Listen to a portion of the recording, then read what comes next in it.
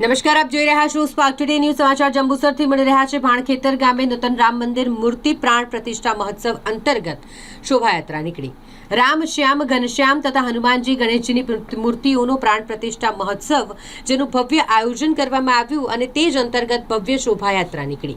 ભાણખેતર ગામના દિલીપભાઈ પટેલના પિતા છોટાભાઈ પટેલની ગામમાં ભવ્ય રામ મંદિર બનાવવાની ઈચ્છા હતી અને આજના કળિયુગમાં પિતાની ઈચ્છા પૂર્ણ કરતા દિલીપ પટેલના સ્વદ્રવ્યથી ભવ્ય નૂતન રામ મંદિરનું નિર્માણ કરવામાં આવ્યું। મંદિરમાં અયોધ્યાની યાદ અપાવે એવી ભવ્ય રામચંદ્રજીની મૂર્તિ સાથે કૃષ્ણ ભગવાન, ઘનશ્યામ મહારાજ સહિત ગણપતિજી અને હનુમાન દાદાની મૂર્તિઓની ધાર્મિકતા ભર્યા વાતાવરણમાં દ્વિદિવસીય પ્રાણ પ્રતિષ્ઠા મહોત્સવનું રંગેચંગે આયોજન કરવામાં આવ્યું છે અને તે જ અંતર્ગત ભવ્ય શોભાયાત્રા ડીજેના તાલે ભક્તિ અને સંગીતના સથવારે નીકળી અને જેમાં મોટી સંખ્યામાં લોકો ઉપસ્થિત રહ્યા હતા। અલગ અલગ વિસ્તારોમાં આ શોભાયાત્રા ફરી। આ દરમિયાન રહીશોએ ભગવાન શ્રી તથા શોભાયાત્રાનું પુષ્પગુચ્છથી ભવ્ય સ્વાગત કર્યું, આરતી ઉતારી અને પછી જાણે આખું ગામ રામમય બની ગયું હોય તેમ સૌ કોઈ શોભાયાત્રામાં જોડાયા હતા અને પછી શોભાયાત્રા પરત મંદિર ખાતે આવી પહોંચી। મોટી સંખ્યામાં લોકો આ શોભાયાત્રામાં જોડાયા હતા।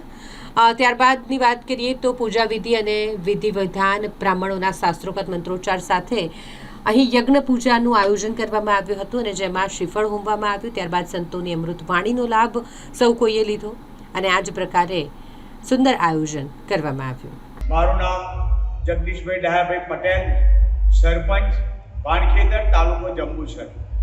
આજે અમારા ભાણખેતર ગામે શ્રી રામચંદ્ર ભગવાન, શ્રી ઘનશ્યામ મહારાજ અને શ્રી કૃષ્ણ ભગવાન અને બજરંગબલી હનુમાન દાદા અને દેવોના દેવ એમના પુત્ર એવા ગણેશજીની મૂર્તિના આજે શોભાયાત્રા કરવામાં આવી।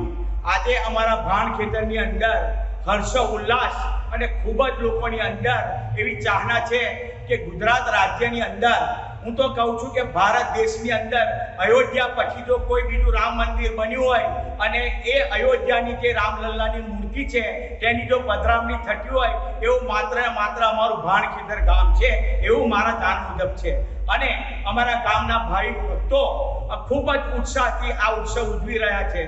આજરોજ અમારા ગામની અંદર શોભાયાત્રા બપોરે 2 કલાકે નીકળી અને અમારા આ રામચંદ્ર ભગવાનનું જે મંદિરનો જીર્ણોદ્ધાર કરીને નવનિર્મિત મંદિર બનાવવામાં આવેલું છે એનો મોટામાં મોટો યશ ફાળો હોય તો અમારા દિલીપભાઈ છોટાભાઈ પટેલે કે જેને એકલા આઠેર આ મંદિર બનાવેલું છે અને એમના ફોટોએ 55 લાખ રૂપિયા જેવી માતબર રકમ આપીને આ ગામને આ ભેટ આપેલી છે।